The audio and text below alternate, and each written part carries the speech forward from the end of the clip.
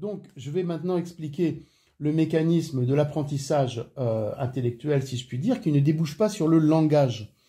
Parce que cet enfant, par exemple, bon, il voit des images, il se rappelle des images, des cubes, alors on lui dit, ah, bah voilà, montre-moi le cube. Bah, il montre le cube, montre-moi ça. Eh ben, mais il ne peut pas parler. Alors déjà, il ne parle pas, mais en plus, au niveau du langage, c'est encore loin. Bah, pourquoi? Parce qu'il n'y a pas d'association, il n'y a pas d'image associative à cause des images en 2D. C'est-à-dire, il voit une image qu'on lui a montrée, d'accord? Il s'en rappelle, il attire, et il la remet. Il voit une image, il attire, il la remet, mais le lien entre les deux images, puisqu'elles sont en 2D, eh ben, il ne peut pas faire. Animal, on est mal, on a le dos couvert d'écailles. On sent la paille dans la faille, et quand on ouvre la porte, une armée de cloportes. Ce qu'on a vu, c'est qu'il y avait un implant au niveau du CVQ qui était comme une grosse masse molle. Et c'est étonnant parce qu'elle n'était pas visible depuis 2 ans à peu près qu'on travaille dessus. Et là, c'est apparu à partir du moment où on a travaillé l'énergie source au niveau, bon, on va prendre ici, voilà, bon, ici, voilà, hein, au niveau de la pulsation qui était compliquée parce qu'il y a des mélanges de plein de choses, des origines complexes. Donc voilà, ça brouille la pulsation, et au niveau des ADN qui sont différentes, de différentes origines, la mixité, la mission, enfin comment on appelle ça, le mélange des ADN ne se fait pas forcément bien, et ça peut rappeler la vision dans la première séance d'un fœtus qui était ballotté, c'est-à-dire en fait il n'avait pas vraiment d'identité, dans le sens où plein d'identités arrivaient de l'extérieur et le faisaient un petit peu tourner. D'ailleurs, on a dans le sang de la mère la même vision d'une bulle et des globules rouges qui tournent autour. Hein, on vous le mettra. Donc c'est un peu ça, quoi. Ça a du mal à se mélanger. Donc qu'est-ce qui s'est passé, qui est arrivé dans cette séance? Eh bien, c'est la conscience que cette grosse masse inerte était en fait le cumul de tout son apprentissage visuel, intellectuel, qui faisait des images en 2 dimensions. Alors, l'idée qui nous est venue, c'est de montrer que les images étaient en fait en 2 dimensions. Donc, comme toutes, vous voyez, les feuilles de ce livre, on va dire, d'accord, qui sont en 2 dimensions. Donc, ça fait quelque chose d'opaque. Et quelque chose d'opaque crée un brouillard et fait que les images sont toutes mélangées et ne peuvent pas s'individualiser pour se rappeler une mémoire, un fait précis. Donc ça fait ce brouillard dans le cerveau. Normalement, et c'est ce qu'on va expliquer là, il faut que les images soient en 3D, donc en stéréo. 3D, cette image est un volume dans le cerveau vibratoire. Le volume ferait que, eh bien, les feuilles de ce calepin, analogiquement, resteraient espacées. Vous voyez, il y aura un volume d'énergie entre.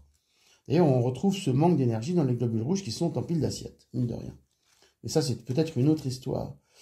Donc, au niveau de l'apprentissage, eh bien, il peut apprendre quelque chose, mais il ne peut pas restituer ce qu'il a appris, parce que l'image, par exemple, qu'il a appris ici, bon, bah, d'un petit bouquin, d'une lecture, elle est au milieu, en 2D, et écrasée dans la masse.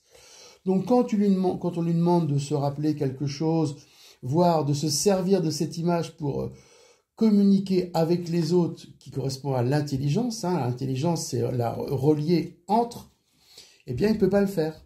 Donc, ça crée un cerveau style autisme. Je pense que c'est une forme d'origine d'autisme où les images ne sont pas en stéréo pour plusieurs raisons. Et à ce moment-là, eh bien, l'intelligence ne peut pas se développer. Alors on dit, ah oui, mais il fait plein de trucs. Oui, d'accord, mais ça peut être comme un singe savant qui répète les choses. Mais il n'associera pas les 2 expériences pour en faire une 3e, c'est-à-dire son intelligence propre. Donc il fait que des répétitions. Par exemple, lorsqu'il a... Alors, ici, on va dire que ce blocage-là, alors vous l'imaginez dans le CVQ. Ça, c'est vraiment une sorte de dessin que je vous fais. Eh bien, l'énergie qui doit passer pour activer, donc par exemple l'énergie qui vient du cerveau central, qui perce le CVQ pour arriver à l'animer et donner la vie et l'intelligence, eh bien, elle ne peut pas. Imaginez que ce sont, analogiquement, des semi-conducteurs, c'est-à-dire que ce sont, vous savez, des petites particules, on va dire, de silice, qui ne peuvent laisser passer le courant que lorsque la charge est très forte. Eh bien, si ici c'est trop dense, eh bien, ça ne passe pas, c'est bloqué. Alors, c'est bloqué, et à partir du moment où la charge est trop forte parce qu'il a cumulé des images, eh bien, il va vouloir que ça perce pour essayer de retrouver un petit peu de vie provisoire, et ça va être la crise d'hystérie à laquelle on a encore assisté hier soir. C'était démentiel, parce que l'opacité, vous voyez, la densité des images qu'il avait rajoutées, bon, il voulait aller à la piscine, on lui a dit non, eh bien, il ne peut pas, parce que il n'a pas associé, par exemple, l'image de la piscine d'avant, vous voyez, où il était heureux, où maintenant, c'est plus le temps de faire la piscine, donc il faut passer à autre chose. Non, lui, il a cette image-là, elle colle, il faut qu'elle lâche, et donc il hurle jusqu'à temps que, eh bien, ça passe pour essayer de faire passer un petit peu de vie. Donc voilà comment on peut expliquer les crises d'hystérie et voir un petit peu plus ouvert, enfin, des crises d'épilepsie et autres. C'est la même chose, le courant passe pas, ou il passe que par à coup, parce que c'est trop dense. Vous voyez, le livre, hein, son livre, alors on parlerait d'opacité mentale, c'est un petit peu ça. Sa mémoire, hein, le livre, la bibliothèque, elle est dense parce qu'elle est en 2D. C'est juste une feuille et non pas un volume. Alors le volume, on repensera au volume quand l'énergie arrive, hein, les cubes de Platon, hein, pour ceux qui suivent les vidéos. Donc voilà, alors qu'est-ce qui se passe au niveau concret, au niveau physiologique? Eh bien, c'est que nous avons ici un chiasma optique. Alors, c'est toujours l'origine de l'inversion des énergies lévogyres d'extrogyres qui font que l'œil, alors oui, c'est vu du dessous. L'œil, donc droit, hein, je ne me trompe pas, hein, puisque c'est vu du dessous, est décodé par le lobe occipital gauche, et réciproquement. C'est incroyable, ça aussi. Pourquoi est-ce que c'est pas direct? Eh bien, c'est parce que, de mon point de vue, nous sommes ici au centre du cerveau. On est ici au centre du cerveau, donc le lieu de la pulsation. Donc, la pulsation qui nous amène l'énergie qui vient d'ailleurs, hein, l'énergie vibratoire quantique, etc., l'énergie source, elle doit être en communication avec la vision pour en faire quelque chose, pour faire que tout ce qu'on voit va être en communication avec les autres dimensions pour faire notre mouture de vie. Mais comme ici, c'est bloqué, comme il y a des problèmes de vision notamment, on va dire il y a un œil qui voit pas trop, eh bien le système de stéréo ici ne se fait pas. Et c'est pour ça qu'on retrouvera l'occipital bloqué. Rappelons que le lobe occipital, c'est le lobe du décodage de la vision. En dessous, nous avons le cervelet. Alors là, c'est la médecine ultra-terrestre, c'est-à-dire l'implant. Bon, il y a eu des choses pour que notre cerveau arrive à cette maturité. Il y a eu des choses qui sont venues d'ailleurs. Et ça ne marche pas. On retrouvera également le rapport avec les temporaux. Vous savez, les temporaux chez les autistes qui sont bloqués, avec des déficits d'audition, les autistes qui se bougent les oreilles parce qu'ils ne peuvent pas. Alors, les temporaux sont ici, pareil, ils sont dans cette même direction. Donc, on va dire, même combat. Temporal droit, temporal gauche se superposent, hein, et jouent avec, je ne sais pas comment dire, les influx optiques. D'accord? Donc, si le temporal qui gère l'ADN, les temporaux gèrent l'ADN, dextrogyre, lévogyre, ne sont pas en place parce que y a eu un bug dès le départ avec l'implication du son, eh bien, ça ne se fait pas. Donc, l'audition est très importante. Vous voyez, on est avec les sens. Si, et comme c'est souvent le cas, les autistes ont un blocage au niveau des temporaux parce que le temporal est trop développé, hein, c'est une hyperacousie, c'est-à-dire ils sont sensibles au son, le temporal va bloquer, mais qu'est-ce qu'il va faire? Il va bloquer également le mécanisme optique. Donc c'est double peine. Le mécanisme du temporal qui donne la stéréo au niveau de l'audition. Bon, hier, on était à un concert avec une flûte traversière, c'était extraordinaire. Enfin, il n'y avait que la flûte. Hein. Le son envahit le cerveau, donc c'est le système de stéréoacousie, et cela vous envole, etc. Mais ça, c'est parce que nos temporaux à nous étaient en place. Si vous n'avez pas les temporaux en place, vous n'avez pas le son en stéréo, donc ça fait des sons qui ne donnent pas de volume. Alors, qu'est-ce que ça fait qu'un son qui ne donne pas de volume? C'est un son plat au niveau du décodage. Donc, l'autiste, il entend un son comme un ordre, un peu comme un chien, oui, non. Mais il ne fait pas l'association entre le non qui va créer à l'intérieur l'intelligence de qu'il ne faut pas faire. Donc, t'as beau lui dire non, comme ça ne développe pas cette intelligence, il va le faire quand même, jusqu'à ce qu'éventuellement qu'il se blesse, etc. Mais même des fois, l'expérience de la douleur ne sert à rien, parce que le son stéréoacousique n'est pas, c'est un néologisme, le stéréoacousique n'est pas en place à cause des temporaux. Si en plus les images ne sont pas en stéréo, là, en gros, il vit en 2D, il vit en 2 dimensions. C'est pour ça, comme me rappelle la maman, qu'il ne peut pas avoir d'attention soutenue. Parce qu'une intention qui est en 2D, écrase, écrase, donc ça fatigue. Donc il ne peut rajouter qu'une ou 2 feuilles, mais il y a toutes ces feuilles-là qui sont bloquées. À ce moment-là, comment faire pour remettre en stéréo? C'est toute la difficulté. On a quand même un cas quand même difficile.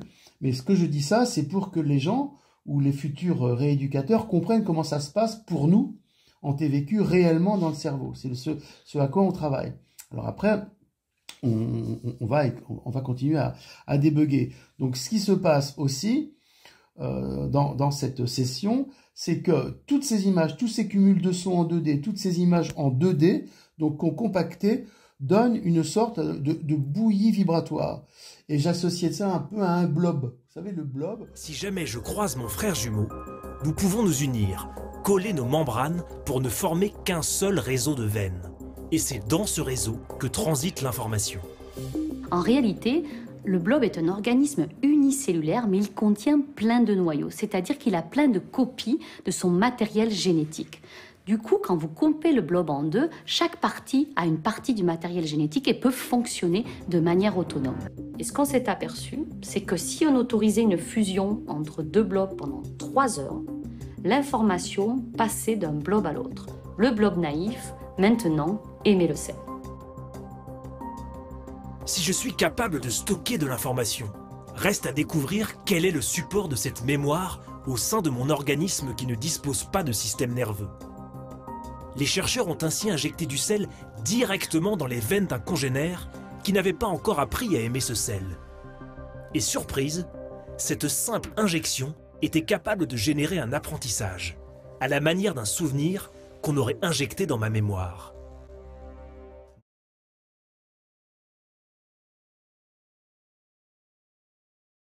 J'associais ça un peu à un blob. Vous savez, le blob, c'est ces champignons qui sont comme ça, avec une sorte d'intelligence, mais en gros, c'est un peu comme les barbes à papa, il n'y a pas d'intelligence. Il n'y a pas d'intelligence à nous. Il n'y a pas comment je vais dire, de lumière, quoi. Vous voyez, c'est dense. Alors, ce qu'il faut, pour l'instant, c'est supprimer, si vous voulez, remettre les images en 3D, remettre les sons en 3D, et espérer que le mécanisme naturel reprenne le dessus pour que le mécanisme 3D, voire après plus, si on veut, mais 3D reprenne ses droits, quoi, reprenne ses droits. Sinon, ça sera 2D en permanence, et un 2D, c'est proche de l'animalité, on est mal, quoi. Voilà.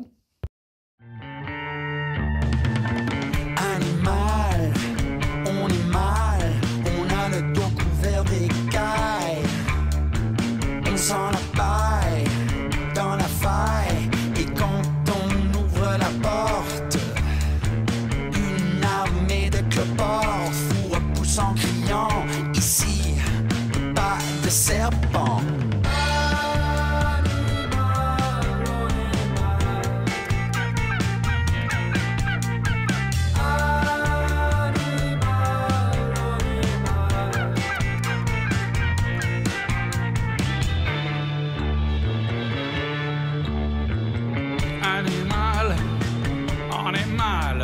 On a 2 cornes placées sur le devant du nez. s'affaisse, on s'affaisse, on a la queue qui